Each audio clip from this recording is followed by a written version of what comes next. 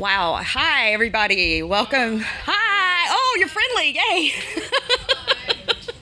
Welcome to Dating Safely Online and with Apps. I really appreciate you coming out. I didn't really know what to expect as far as turnout because it's so late and there's all these parties going on. So thank you for taking the time to be here with me. I'm going to try to give you some really great information. So welcome. Let's see. So the purpose of this is to help you to date or hook up, whatever your preference is, as much as you like, without facing any negative consequences. And then we'll talk a little bit about, how to handle that situation if it does come up. But the goal is to teach you how to recognize, to set you up so that you just don't get into a bad situation in the first place. Okay, my name is Scarlet Wylde. I'm changing the name a little bit. I'm rebranding, so Heather Scarlet Wylde for now. But I'll answer to anything except "Hey, you bitch." And so who am I and why am I possibly worth listening to about this? So I'm a sex-positive sex educator here in Atlanta, and what that means is that I pick up where the sex ed in high school and stuff left off. Like, they give you all this great information, and then they just scare the bejesus out of you and try to make you think that you will get pregnant and die if you ever have sex. That's not true.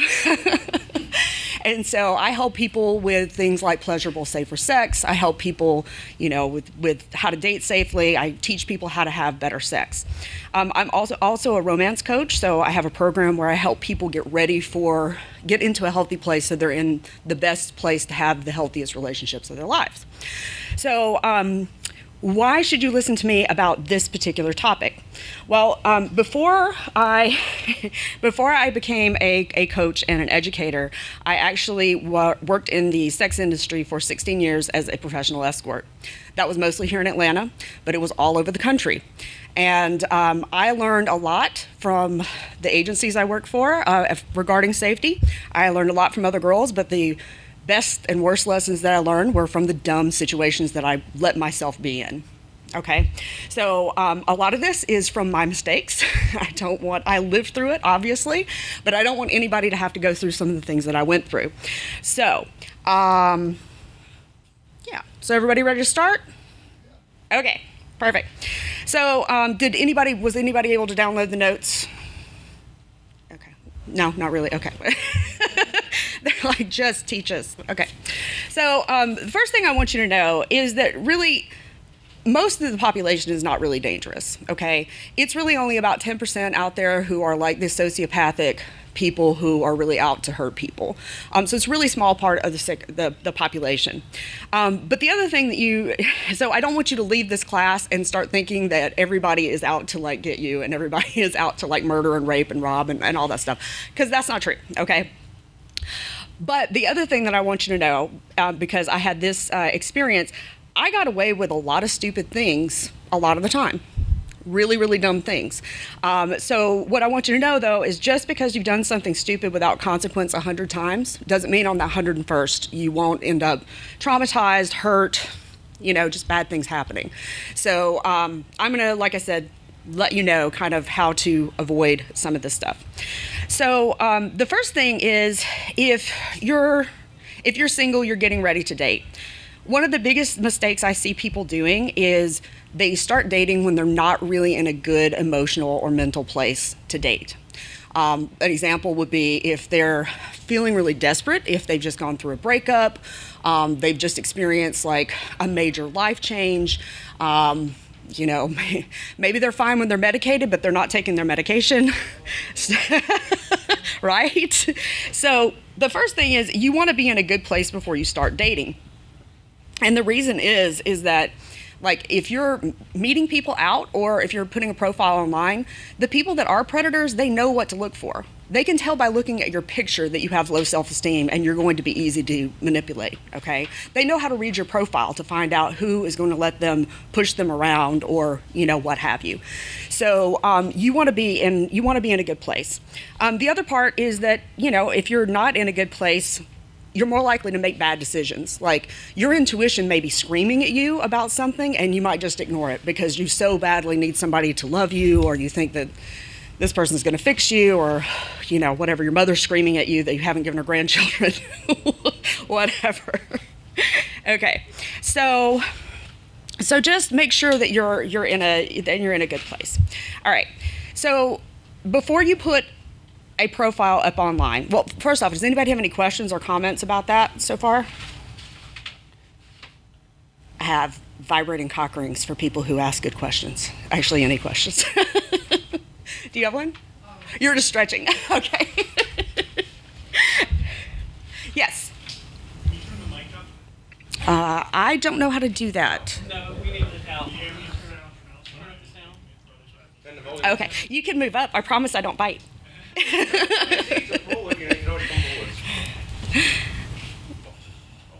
Okay, is this better? Only a little bit? Is this better? Testing. Okay. Okay, so nobody has any questions thus far. All right. Ooh. Okay. All right. So before you start looking for a relationship, especially like before you start putting anything online, you want to know what you want, right? So you want to know what type of relationship you want, what kind of interactions you want, what type of people you want to meet.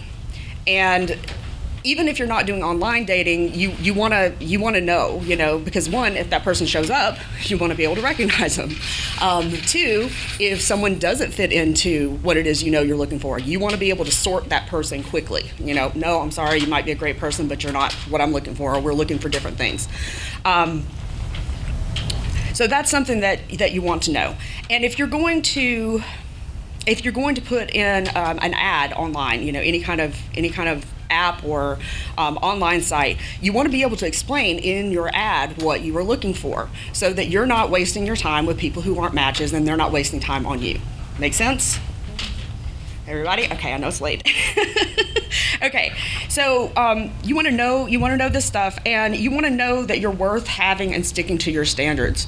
And one of the big things that I see with people is a lot of us have bought into this myth of the one, right? Except for the poly people. Go poly. So the problem, the idea of the one is very romantic, and it's lovely and it's wonderful, but the problem is it causes us to do a lot of crazy shit. Like, we'll hang on to a relationship because even if it's not working and we're kind of miserable, because what if they're the one and we let them go? Or we'll be trying to talk to somebody and everything that comes out of our mouth is gibberish, because what if they're the one? So it really does a lot to put us off balance. So I invite you to kind of get out of that scarcity mindset. Okay. When you're creating a profile, you want to create a profile that shows you as a quality person, okay? There are people that will put selfies of themselves in the bathroom with an unflushed toilet in the background. Ew. Have a friend. I'm sorry? No, I think them. I saw that. You've seen that one. Oh, really? Several times. So, for God's sakes, have a friend take a picture of you, in your pictures. Don't have every picture of you with a drink in your hand. That's signaling to a certain type of person, that you might be easily manipulated. And when you're writing your profile, don't write a bunch of like, well, I'm just trying this again, but I know it's not going to work this time. How many people have seen that on online dating? Who writes to these people? Okay, so you want to keep it positive. You want to make sure that you come across as, a healthy person who respects themselves.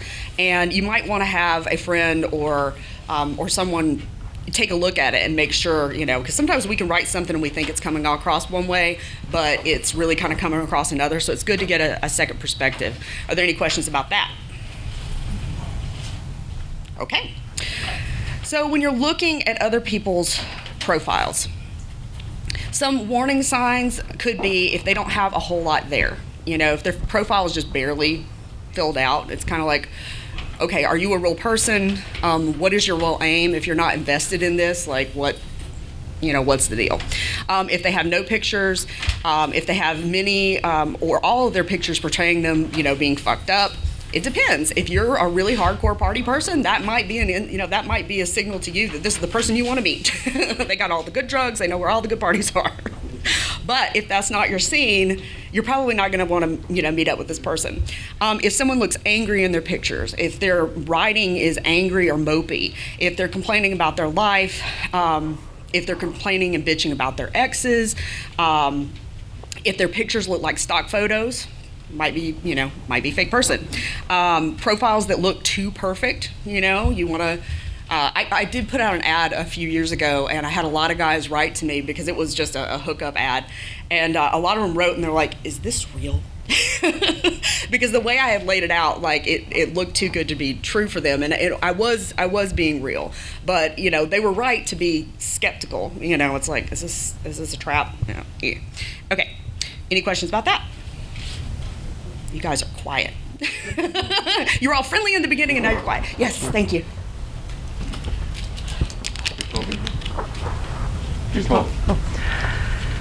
I have a question. How do you write a profile that seems to attract all the scammers from Ghana or someplace? Because it seems like that's who that's who I've been attracting. I've been attracting, oh, I love you it was love at first sight when I saw your picture, and then about 2-3 months later, oh, can you send me cell phone? Can you send me a cell phone? I'm a doctor in Ghana. I'm gonna be there for 6 months, and they just basically wanted to scam me for money. Yeah, they're setting up a scam. And it seems like that's what I've been attracting on the sites that I'm part of. Okay. So So I'm trying to figure out how can you tell if your profile is attracting that kind of a person? Okay, first off, what sites are you using, if you don't mind sharing? The first one I tried was eHarmony, actually. Really? Okay. And I haven't gotten anything from eHarmony. Okay. The search, evidently I'm too perfect or something for eHarmony, because I can't get anything out of their search pattern. Okay. Which ones are you getting the scammers from? And I have a lot of information, so I don't want to rush you, but Okay, Cupid. Okay. I was on one a long time ago. It was something about singles.com. Okay. So the free sites. Yeah. Okay. I would think that the scammers are going to be more often on the free sites because they don't have to invest anything in it. And here's a vibrating cock ring for asking a question. Thank you. There's a link in the email. If you email me, you'll get the email back. There's a link where you can set up like a 10-minute Q&A free with me, and I would love to talk to you about that then. Do you have the email again? 'Cause I have. Yeah, it's datingsafelydc@gmail.com. So I'm not going to go in too much about how to write a profile. I do have other classes about that if you guys are interested. I'm just going to kind of be general about that. Mostly what I want to get into is kind of recognizing how to recognize predators tonight. So, but thank you so much for bringing that up. So when someone is messaging you or you're messaging somebody, you want to keep it positive and respectful because they're more likely to keep it positive and respectful if you do that. So warning signs when someone's writing you. If they're making manipulative comments, like I used to get so many of these messages go unanswered. And I'm like, why would I write back to that? Like, that's just so pitiful. But it's a manipulation. Not only is it lame, it's a manipulation. And they know that the type of person that's going to respond to that is going to be somebody that's more easily manipulated. So manipulative comments, being disrespectful or derogatory, like if they're like, well, you're not very attractive, but, I thought I'd write to you anyway. People do this kind of stuff. And the thing with that, welcome. Hi. The thing with that is that predators will often test you. Like they'll do like verbal and mental abuse first, and if you let them get away with that, they'll escalate, and they'll keep escalating until you're in a really fucked up situation. So, just watch for that. Disrespectful, derogatory comments. I think it's a great idea in your profile to list what your boundaries are, what your must-haves and what are your hell no's, about things. And if you have someone messaging you and they're trying to talk you past your boundaries or standards, or they're criticizing them, like, I think it's really stupid that, we have to meet in public first or anything like that. That's a problem. That's someone who's not going to respect you. Any poor, pitiful me comments, trying to rush you. Woo! Right. Well, if you just came to, you're in the dating safely class. Okay. Okay. Any questions about that, or anybody had an experience they want to share with something like that? Yeah. Yeah.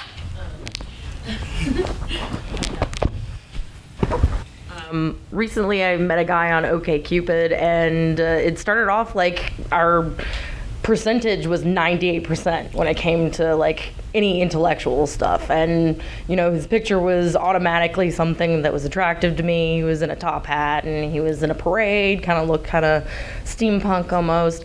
We've got amounts of stuff in common. Like, it's ridiculous how much we have in common, and like we're only like 5 or 4 days separate in age. Like, he's 26 and I'm 26. He's only 4 days. But holy crap, is he clingy. Like, good Lord, within 2 weeks, he was already like, I need this. And I was like, dude, just settle, please. Right. Give me some time. And even now, it took 2 months, and I shoved him aside for a little while and brought him back in, and he's right back at it. And I'm just like, it'd be so great.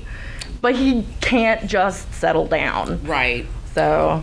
And that's an example, like, that might not be, like, dangerous. Like, this guy's probably not going to, like, kill you or anything, but you don't want this person in your life, And the danger from people, might not be that they're going to physically harm you. They might ultimately end up harming your bank account. They might ultimately end up, costing you a lot of productivity and your sanity.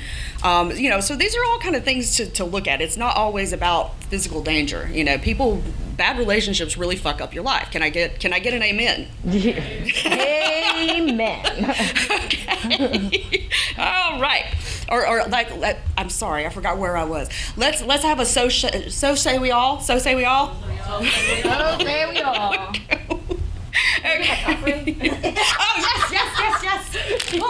There you are. You can use that with a partner, or you can put it on a vibrator and turn your vibrator into a jackrabbit. Right. Okay. I'm always thinking, you want a cock ring, don't you? No. Do you have a question or a comment? Yeah, one of each, if that's okay. Okay. Thank you. All right, so that's it? Okay. I guess I had a follow-up question. So you said that when you were talking about your profile and it was attracting scammers, right? And you mentioned casually that you said you would message them, and then 2 or 3 months later they would talk about, oh, I'm a Nigerian prince, give me millions of dollars, please. Is that correct? It was a long setup kind of for it. It was kind of a long setup. I'd be messaging them. One in particular had a picture of a doctor. Right. And he knew how to make it seem really real. I was messaging him, and he said that he was working for such and such charity in Ghana. Laid it on really, really thick. Yeah. So did he? He seemed legitimate, and then after a while, he wanted me. The first thing was clothes. Right. Now, honey, I'm happy for you to talk about this, but we're trying to, no, it's okay. So, I mean, she's bringing up a lot of good points. And one of the things I would say to this, for me, if someone's messaging a whole lot and they're not interested in meeting pretty soon, that's what you're about to say. That's a warning sign. They could be married. There's some people that just want to sit around and write to you and jack off and like pretend that they want to meet and they never want to meet. And then you have these scammers. So I would say if someone is not serious in meeting you after a couple of weeks of heavy messaging, that they're probably, not real. But there are people out there that their entire livelihood is just being online and doing these things. So they do know how to make it super real. And again, I don't want to shut you down. I just want to make sure we get all this information. And what else? Yeah, well, yeah, that was the comment was, if you're talking to somebody, I mean, like, everybody's different, but I'm like, message, do you want to get coffee? Because coffee is, non-committal, whatever, and then you can see if they're real, and that weeds out all the fakos. Yes. But no, my question was, so you mentioned two things. You mentioned what you're looking for, and your boundaries. And the thing is, how would one, just your take, how would one tactfully put this on a profile? Like when I'm looking at a lot of profiles, I don't have any of that stuff on my profile. I have like an idea of what I want, and then I just say I say what I do, because show don't tell. Oh, I'm into science. Oh, I go to graduate school, right? Oh, I'm into music. I listen to music. Something like that, right? Right. And so then that kind of attracts the people without having to say it directly. And when I see profiles like, I am not into this, and I will not do this, and I do not like this, it's an instant turn off. And I just so how would you balance that, I guess, is my question. So what I did is in my profile, and ladies especially, we want to have these long profiles when we write novels about ourselves so that we can let him know. Men don't want all that information. Give them a list, for God's sake. If you want women, if you want more messages on dating sites and more quality men, give them a fucking list that they can just reach down, done.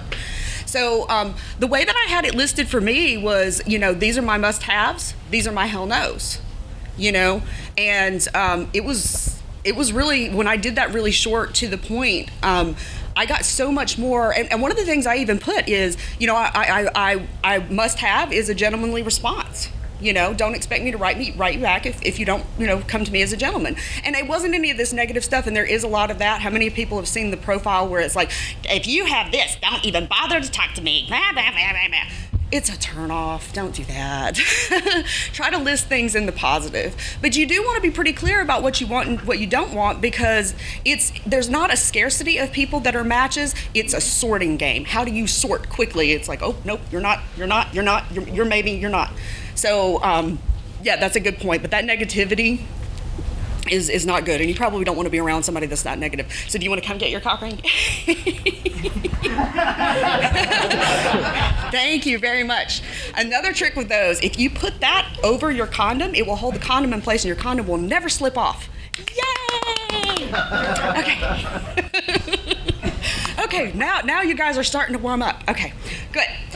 All right, so you talked about meeting in public. And, go ahead. This is a fairly standard question. Can I have a ring?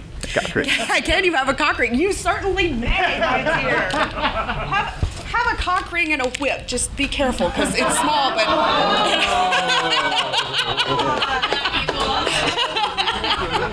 You could hurt somebody with that, even as small as it is. Okay. All right. Oh, wow. Okay, you got finally, I'm so used to con people being louder and more boisterous, and you guys are all quiet. Okay, so, all right. So it is really good to meet in public, and a lot of people know that step, right? I'm gonna suggest that you actually do a step before that, okay? Do a video call with the person, or do a short phone call. Video call is even better. Get them on Skype, FaceTime, any of that stuff. And that way you see if you're really talking to the person who's in the pictures, right? You can also get a visual of kind of where they are, what their environment is like, because you can tell some stuff about someone from their environment. If you're just on a phone call with them, get a Google Voice number. Don't have your real number, out there. A lot of people knew that. Also just a quick thing about profile. When you're doing your profile pictures for your dating, don't use the same profile pic that you use in Facebook, LinkedIn, all that stuff, because Google will search pictures, so they can track you down that way. Did you have a question, hon? Okay, more just stretching. Okay. So, on the video call or the phone call, you're gonna just kind of, you're gonna listen to how they sound. You're just looking at things. Are they respectful? If you're looking at them, do they match their profile pictures? Do they answer the call on time, or do they call you on time? Because in the beginning, people are trying to make their best impression. If they're fucking up from the first phone call, there's a problem, you know, I mean, right? I mean, you might give somebody, you know, a couple of chances if they have like a good reason why they were late or whatever. But usually people, this is when you're kind of dating people's agent, not really them. You're dating, like, you're getting to know the best version of them. So if they're not even giving you like that respect and stuff from the start, it could be a problem. That's more of a yellow flag than like a red flag. So, and then you're gonna listen, like, are they hurrying you or pressuring you to meet really soon? Are they pressuring you about your boundaries? You get on the phone with them and they automatically say, what, no anal on the first date? That's a problem. Well, maybe it's not for you, but. Okay, you get a cock ring. That's a question. Yeah, but you made me laugh, so. We're getting all loosey-goosey, so, you know. Okay, so let's see. Hurrying, pressuring you to meet. Anybody had an experience with this or any questions about this so far? And I get crickets. Okay. You're just so good at your job. We're a non-sharing audience. No. Okay. So. All right. So, so I think that's a really good first step before you try to meet somebody. You know, if they're reluctant to get on a video call with you or a phone call, you know, maybe they're married, maybe, you know, they're not the person in the profile, you know, all kinds of things should be going on. If someone really means you no harm, that should not be a deal breaker for them. If it is, just thank God that you found out when you did and you don't have to waste any more time on this person. Okay. So this is getting into like the really, really important aspects. How many of you, when you go out on a date, have a safety buddy that knows where you are, who you're with, and how long you're going to be with them? Okay, good deal. You all get cock rings. Anybody want more cock rings? Okay. I'll take another. I love greedy. Okay, come up. Oh. I'm Polly. Thank you.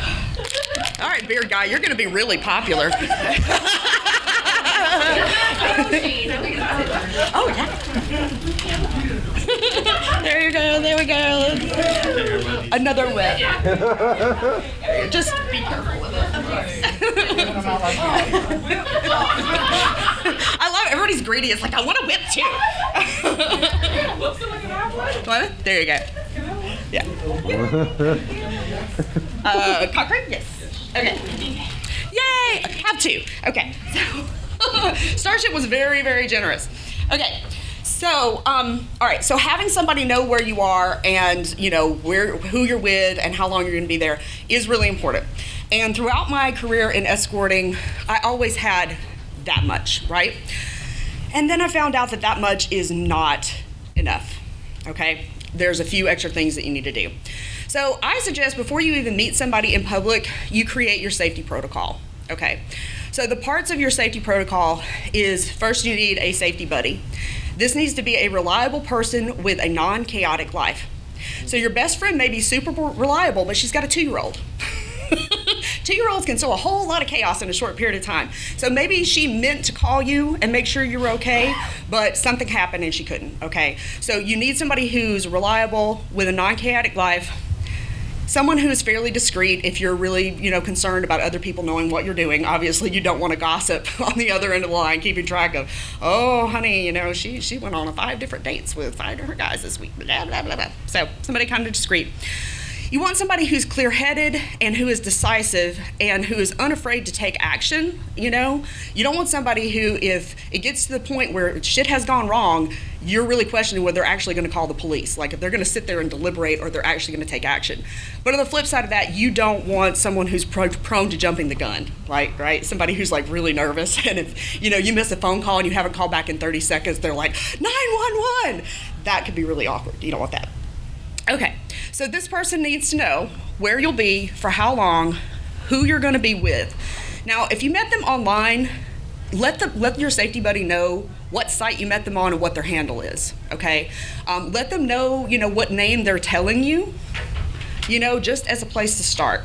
And then, you know, at any point in all this, if there's any changes of information about addresses, locations, any updates of your information about the person that you're meeting, you want to keep your safety buddy informed, okay? All right. Has anybody ever used code words for when they're talking to their safety buddy? Okay. Okay, good. The importance of code words. So I learned this, unfortunately. I ignored a lot of red flags before it even got to this point. But I ended up in a situation with a guy who was actually a serial rapist, and I was drugged into an abandoned house. Super, super scary situation. Now, the agency knew where I was, and they had the whole call-in system, but we did not have code words. So when I was talking to them, all I could say is everything's okay, because that's what he was telling me to say. If I had had a code word, this whole situation might have been a little different. So you want to have your code words or phrases, and you want to have a schedule. You know, you want to have an understanding of when all this is going to happen. And this is why you want to have multiple code words and phrases, because you might get somewhere and you think everything's fine. And maybe everything's going fine for like the first half hour or so. But then things get a little iffy, right? And your person calls back. Well, if the person that you're with is a predator and they heard you use a code word the first time, they're probably going to tell you to say that same code word. If your safety buddy knows that the code word for the second call-in is something different and you give them the old call word, they know something is wrong, okay? So that's why it's important to have, I suggest really having like 3 to 4 code words or phrases that you use and an understanding with your safety buddy of when they're going to be used. So your check-in call, you would have one code word for that. That's when you call your safety buddy and you say you've checked things out and you've decided to stay. And I suggest that you do that within about 5 minutes of your arrival. And I'm going to tell you kind of how to suss out that situation before you make that phone call in just a minute. Checking up on you call, I suggest that you have your safety buddy call you after about 30 to 45 minutes just to make sure everything's going smoothly. You're going to give them a different phrase or word. When you're leaving, so at the end of the time that you've told them that your safety buddy knows you're planning to stay an hour and a half. And I do suggest that you keep an initial private meeting kind of short, because it's a shorter time for chaos to happen, right? So your leaving call will be either you calling your safety buddy to say I'm leaving, or them calling you and saying, hey, it's time for you to go. All right. And then I also suggest that you do a call from your car. So once you've absolutely left the situation, you want to call your safety buddy, give them the final code word, okay? So for instance, the way this went for me is I would get to see a client and I would get there, and if everything was okay, I would say everything is green, okay? And it was kind of a red light system, you know. If I said everything was red, they knew it was call the police right then. If it said yellow, I was still kind of checking things out. And then when they called me like 30 minutes in to say, hey, is everything still okay? I forget what I think I said, like no problemo or something. And then when I was leaving, once I was really, really gone, I would say I'm walking on sunshine. So there are 3 distinct things that people knew to listen for, or they knew that something was wrong, right? Any questions about that? Okay, so for this to work, you and your safety buddy must remain relatively sober, whatever relatively sober is for you. If you can smoke weed all day and still keep all this straight, yay. If you know you can't, then don't get fucked up, especially before the first time you're meeting somebody or being alone with them. Encourage your safety buddy to have a cheat sheet, and there's a link for a cheat sheet in the email, in the autoresponder. And of course, your phone must be kept well charged and the ringer on loud, because if you're not answering, they're going to call the police. And you might not need the police. Okay, so you need to establish what to do if the call isn't answered or the wrong code word or phrase is given. So for instance, it might be, if you don't answer the phone, they're going to wait 2 minutes and call you again. And then if you don't answer that time or call, right back instantly, then they're going to call the police or whatever you want to do. I mean, I really wouldn't suggest having a safety buddy that's going to come crash the situation, because that could put them in danger. It could cause a whole lot of drama. So I would just say call the authorities. But that's up to you and what your level of comfort.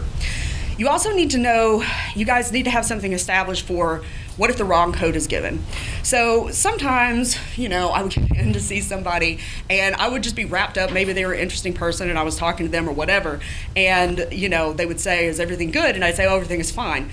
And they would be like, Heather, what color is your shirt? And I'd be like, oh, green, everything's green. So it was a prompt, so they knew for sure whether I was just making a mistake or if there was, if there really was a problem. So, and with this, the whole thing with the code words, you don't want a perpetrator to, this could be this could be a situation by situation thing.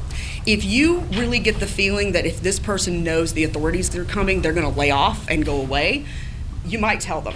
The problem is if they know that the authorities are coming to where they are, they may move you. And then that's a problem because nobody knows where to start looking for you.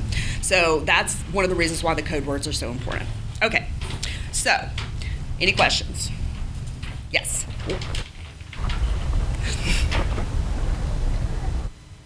Ta-da! So I know someone that started online dating and they have been in this relationship, and I know that it's unsafe, but how do you tell somebody that's been in this relationship that that person's not who they say they are and they're being very stubborn about it and they deny it, especially if that person's close to you? Right.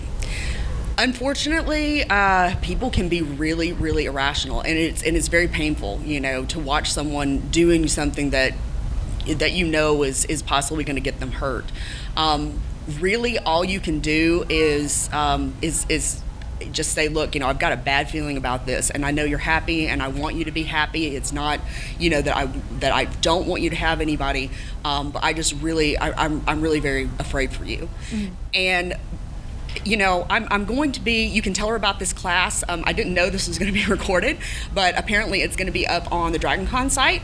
So you could have her, watch it. Eventually I'm going to do a PowerPoint presentation thing and have that online as well. So you might point her to some resources. And unfortunately, I wish I had, a magic wand that I could give you. You could just bop her over the head and give her some sense. But unfortunately, that's all you can do. But you're a good friend for worrying. Yeah, she's lucky to have you. Okay. All right. So, like I said, I think it's a good idea to have all that stuff set up before you even do the public meeting, right? Because maybe you hit it off with the person and you want to go somewhere with them right away. You don't want to have to get in your car and rush through going through all this. You want it to go ahead and be established, all right?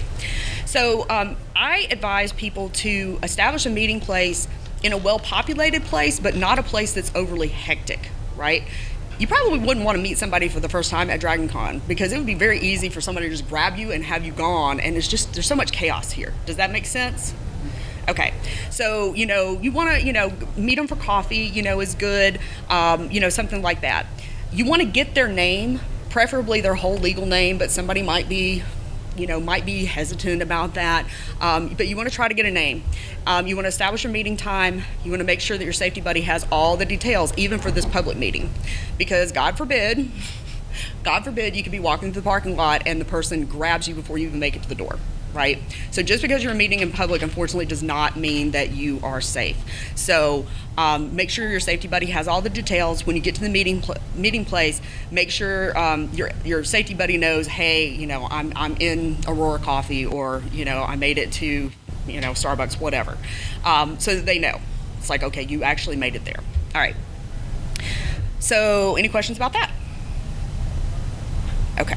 I think I killed the mood. Sorry, guys. I didn't mean to bring you down. Okay. So, all right. So when you're actually meeting people, you want to look at, just what can you tell, right, by them. So if they're on time, and once again, it's not because I'm usually 5 minutes late for everything. So it's not that I'm saying that only date punctual people.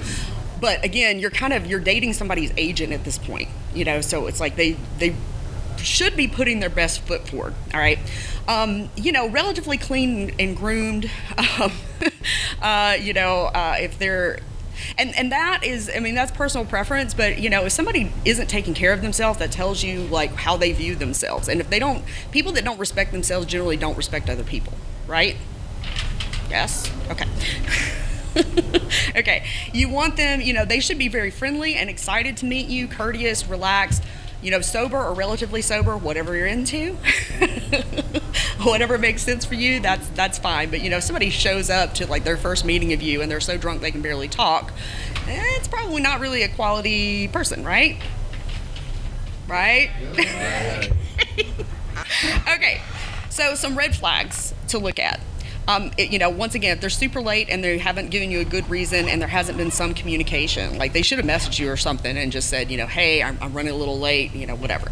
If they're rude to you or others, if they're agitated, angry, if they're trying to pressure you to change location quickly, or even if they're calling you like right before you're supposed to meet and they're like, hey, let's do something different. That could be a warning sign. If they're really disheveled, if they're overly nervous, if they're trying to talk you past your boundaries, pressuring you, hurrying you anyway, if they're not really focused on you, they're like completely on their phone, that's kind of odd, And, the biggest thing, they might not even be presenting any of these signs, but you may be just getting a bad feeling in your gut. Every single time that I had something bad happen to me, I knew something bad was coming and I ignored it. So I was like, no, I think I'm just being nervous. Don't ignore your gut. It's not worth it. Does anybody have anything to add to that list or anything that, like, a personal experience? Okay, well, that's good. I hope nobody does. Okay, so, for instance, years ago, I put an ad on Alt. Yeah, it's Alt, right? And I went and I met this guy, and I met him at a diner. And one of my things is because I was in the sex industry, I couldn't walk around bruised. People would think I had a big bad pimp at home that was beating the shit out of me. And so, I mean, even if like any bruise I had, people automatically thought I was being beaten, and I'm like, no. But the more I tried to deny it, the more they were like, oh, you poor thing. I'm like, no, really. So one of my boundaries was that, whatever we might do together, he couldn't leave any bruises. And the guy was like, I'm going to spank your ass so hard you're not going to be able to sit down for a week. And I'm like, no. I'm like, I just wonder, like, who that worked on, like, like, who did he talk to that was, that went for that? Of course, maybe everybody else he talked to really wanted to be bruised. I don't know. Okay, so those are just kind of like red flags, like things you just kind of look for to assess, is this really somebody you want to spend time with at all? Is it somebody that you want to, go anywhere else with or be alone with? If you feel okay with them and you're thinking about, changing locations, going somewhere private, you might still ask for their ID. This is something that I did as an escort. This is something that I have done in my personal life too. And most guys are kind of okay with it. A lot of women won't be okay. But here's something for you to just consider, right? For women, you're looking at the ID, and that way you know for sure who you're with. And if you're going back to this guy's house, if the address is on his ID, then you can feel a little more comfortable. For men, you want to make sure that she is 18. Because, the thing is, I love that there's so many men here tonight, because, the focus, a lot of the focus is on all the bad things that could happen to women in a dating situation. But the truth is, if a woman means you harm, she can slip something in your drink. She can lure you somewhere where there's a bigger guy waiting, to bop you in the head and, rob you or whatever. But then there's also the very real thing of, you have sex with someone and she wasn't in her right mind, and the next morning she's like, you raped me, or I'm 14. And I don't and you don't want that to happen, right? Right. Okay. So, sometimes if I've asked somebody to see their ID, like in a personal situation, and they're like, well, I want to see yours, like, I would show them my ID, but I would put my thumb over my address, just so they could see my birth date and see it was really me, but I wasn't giving them all my information. And that's a personal preference, but I mean, that's just really covering your ass. Okay. So, how much time do we have? Okay. So, all right. So, if you're going to be alone with this person, you need to find out the address, unit number, room number, the name of the hotel or subdivision or condos or whatever they're going to be in, right? You want to make sure that you will be completely alone. Like, I would tell somebody, we have to be completely alone. Nobody can stop by. Nobody can be sleeping, any of that stuff. Because if somebody else is there, then it might turn into a gang situation, and that's, you might be able to fight off one person. You're probably not going to be able to fight off multiple people. So it's a good idea to just tell them, look, your roommates can't be home. I don't want anybody dropping by, and be prepared to leave if that's not held to. You want to make sure your safety buddy has all this pertinent information. I think it's really important for you to have your own transportation. So if you need to leave, you can get the hell out without having to deal with anything. And then before you go with somebody, I think it's great to have all this stuff in your profile, but just because they read it doesn't mean that they absorbed it, doesn't mean they're going to respect it. So I think it's a good idea to discuss your expectations and your boundaries for your alone time. So, what you were planning to do, what you don't want to do, you want to reserve the right to change your mind at any time. Just because you thought you wanted to have sex, you may get there and start making out, and suddenly you're not feeling it, and the person, you need to know that person is going to, be okay, and not just say, oh no, you kissed me and now we must do everything. Have you guys seen the stick figures and the T on Facebook to explain consent? Okay, look it up on Google. It's a thing where if you put it stick figures and T explain sexual consent, it'll come up. And there was another one that was really brilliant as well, but I can't think of how to describe it right now. At any rate, everybody needs to be informed about consent. All right, if you're going to do any kind of BDSM play, make sure that they know what the safe word is, and they know the boundaries of play. Okay. So once you're going to the location, you need to let your safety buddy know that you're on your way and when you're expecting to get there. Then you want to let your safety buddy know when you get there and confirm that the address is correct. When I ended up at the abandoned house, Google said that there was a house there, but I got there and that address didn't exist. Google said it was a real address, but it was not. So, and then one of the only things that could have saved me in that situation, and ultimately it didn't come to anybody having to know the address, but I did make sure that the agency knew that the address he had given was wrong. One more reason why I was being stupid and I should have left. Okay, so let them know that you got there and establish that you're going to be calling them within 5 minutes and that you're initiating your whole safety protocol of, when the calls are going to come in, what you're going to say, blah, blah, blah. You might ask if they have their cheat sheet. Yeah. Okay, so any questions about any of this so far? Okay, so when you get to the location, some good signs, if it's kind of relatively clean and organized, well lit, if it's a home, the landscaping should be kind of current. If there's like big tall grass, you may be in an abandoned house or, just some kind of bad scene. You also want to make sure that your date's behavior is remaining consistent. There's people, has anybody met somebody that they're kind of one person in public and they become like a really different person in private, right? People can have mood swings. Maybe they did, a bump of something or took something on the way there and their behavior is changing. It's not a good sign. Get the hell out.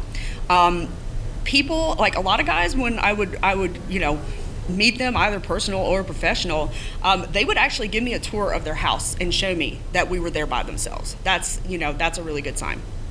Okay, red flags. Obviously, the name or the name of the hotel or the name of the subdivision doesn't match what they told you. The address doesn't match. Overgrown grass. If there's a lot of people milling about, if you notice on the way there, it's like gun store, liquor store, gun store, gun store. You're probably going to a bad area. Probably not good. Even if this person is safe, this might not be somewhere you want to be. Walking back and forth to your car, it might not be a place you want to leave your car. So, look, if the place is like really dirty and overly cluttered, again, it might be an abandoned place, might not be their place. If it's dark, this was an intimidation tactic that I ran across with a couple of clients when I was escorting. I would get there and like the whole house would be dark, and they were either trying to keep me from seeing something or they were just trying to intimidate me. And one of those instances where I foolishly stayed, I ended up backing through a garage door with my car because the guy wouldn't let me out. Yeah, it was fun. Okay, so let's see. If there's lots of empty alcohol bottles and or drug paraphernalia, I was doing an interview with Kinky Cast. Anybody listen to Kinky Cast, the podcast? So I was doing an interview with them, and one of the co-hosts was talking about that she got to a guy's house, for a hookup, I think. He said his roommate had this giant mound of cocaine on the kitchen table, and he was like measuring out in little bags. And she was like, yeah, it was time to go. And I was like, or time for a really good party, depending on who you are. But just remember, when you're getting high, you're not going to make as great a decision. So, that one's on you. Weapons. If somebody has a bunch of antique weapons and they're like in cases and stuff, that's one thing. But if they have like guns or knives just laying around, that's not good. And that can also be an intimidation tactic, and it's kind of like what I was saying, where people will slowly escalate what they're doing and see what you will tolerate, until they get to the point where you either slam the brakes on it or they do whatever they're going to do.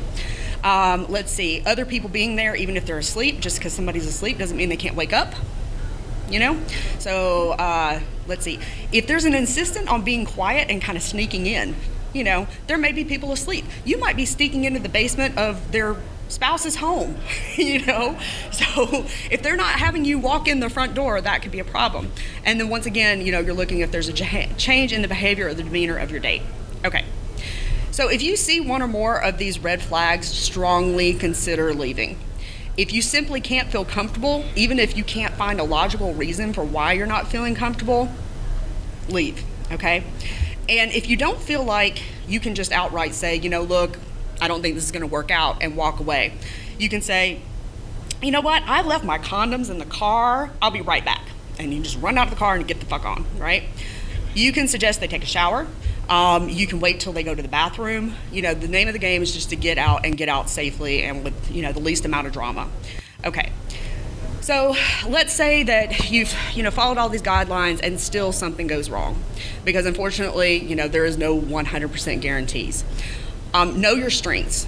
If you're trained in fighting, then you might want to take a chance at fighting. If you're good at negotiating, see if you can negotiate with this person. If you're a fast runner, a super loud screamer, use that. If you have a weapon that you are trained to use and you won't lose control of, then you might use that. But if you're not trained to use that knife, chances are they're going to get it away from you. Maybe they didn't have a weapon to begin with, and now they have your weapon. Any weapon that comes into this situation is not your weapon; it's a weapon, and it's whoever can get control over it. Okay, so say something bad is it's obviously turned into a bad situation. You want to do whatever possible to keep this situation from escalating. Don't use violence unless it's absolutely necessary, because once it starts, it's not likely to stop. So if you can talk and kind of stall this person, instead of first things start hitting, you want to try that first. You want to stall in any way possible, because you know that your safety buddy is going to be calling you soon, and they will know what to do as soon as you give them that wrong code word. But one of the things you really if somebody tries to move you to another location, you do want to resist like a motherfucker, because once you're in a different location, that's when things get really, really dangerous, because people don't know where to start looking for you. Okay, all dangerous and all icky bad stuff. Anybody have any questions? We're almost done. Okay, I've totally killed you guys tonight. I'm so sorry. Okay. Okay, so let's say that, shit has really gone sideways and you have to deal with the police. Your safety buddies called the police. If you have to deal with them, be as honest with them as you can, okay? If you're wanting to press charges, but your story keeps changing because you're leaving stuff out, or you're lying about how you met, or, whatever, they're less likely to take you seriously, okay? If you get away without having to call the authorities, consider contacting them to make a report, okay? And you could call and make a report from a private number and never even give them your name, and that still may help, okay? Because my situation, where I ended up with, in this abandoned house, in this terrible situation, when I called the police, well, first I had actually looked on the sex offenders list, and I had found the guy. So even though I didn't know his name and I didn't know where he really lived, I was able to give them a name. The other thing that really helped is that another girl had been raped 2 weeks prior, and she called. She did not go in, but she called and she said, I was raped at this address. So when I called, they were on top of it. They were like, okay, we really want to, stop this guy. So even if you don't want to go through the whole rigmarole of dealing with the police in person, consider calling and just letting them know what happened. And I was really fortunate. The police officers, this was in Flowery Branch, and so I would have thought that this was going to be a nightmare. They were actually really great. They had just had some really awesome sensitivity training, and they took me very seriously in spite of the fact that I was a sex worker, which was just mind-blowing. And the guy is actually doing 13 to 18 years in prison right now. So, yay, yes. Okay, so I just want to leave you with this, because I know I've talked about a lot of heavy stuff, and we're con, and we want to have fun, and I want you guys to have fun. Predators don't make up a large percentage of our population. The reason they cause a lot of damage is because they usually have a really long run of mayhem before they get shut down. And one of those reasons is because people are reluctant to come forward. So you know, a lot of people have, you know, I know especially in the past before all the awareness around it, there was a lot of people who would say that going to the police and dealing with them was as traumatic or more traumatic than the actual event. And it's really, I don't think it's that way now. There really has been a lot of awareness brought to it. So anybody, that's all I have for you. Anybody have any last questions? Yes. Sorry, he's going to bring the mic to you. Thank you. What advice do you have for self-professed sluts? Self-professed sluts. Okay, what kind of advice do you mean? Like, for all of it, like, I'm a slut. And Okay, yay! yes. And I like hookups and, you know, and I want to be trusting and, you know, and I'm also looking to be at professional sub. So, any additional advice? So, download this, and then there's a link where you can get a free 10-minute Q&A. Anybody who was here, you can get a free 10-minute Q&A phone call with me, and the link will take you to my online scheduler, and I'll be happy to, you know, talk with you more. There is a book, Kate Kinsey, how to be a healthy, happy sub. She's not talking specifically about professional, but I did escort, so I can answer some of your questions about that too. And you know, there is no 100%, but if you follow this stuff, you're much less likely to get into any kind of stupid situations. I also teach a class called Pleasurable Safer Sex 101, and it is all about how to make condoms not only feel better, but actually make them much more effective. So that might be something really good for you as well. And there's more information about all that in the email. All you have to do is email me at datingsafelydc@gmail.com, and the autoresponder will send you an email with the links to everything. Anybody else? Yes, sweetie. Right. All right, I have a question. It's more of the hookup because, like, for it's like not really even just applicable for hookups, but it's also for dating. How would you verify?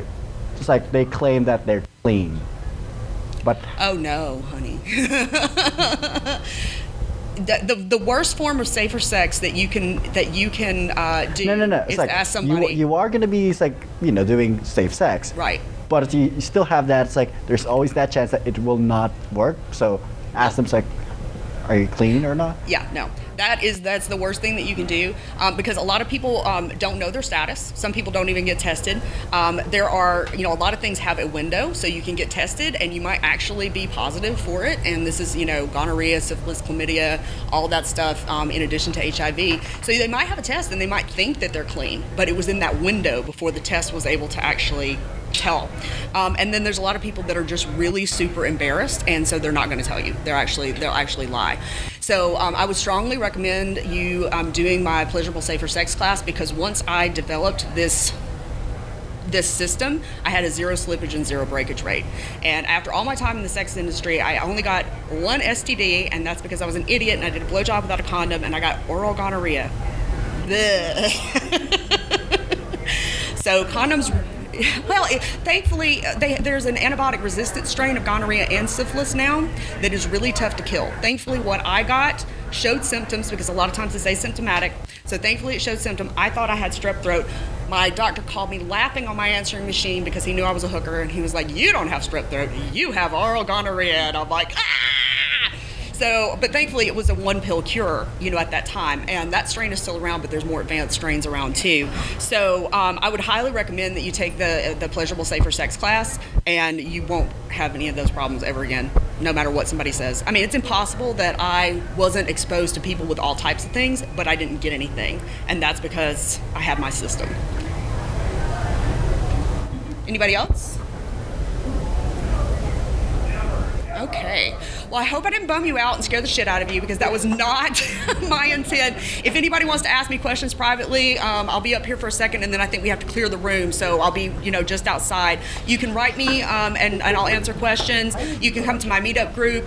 We do classes. We also go to dungeons and strip clubs and all kinds of fun stuff like that too. Thank you. Thank you guys so much for being here.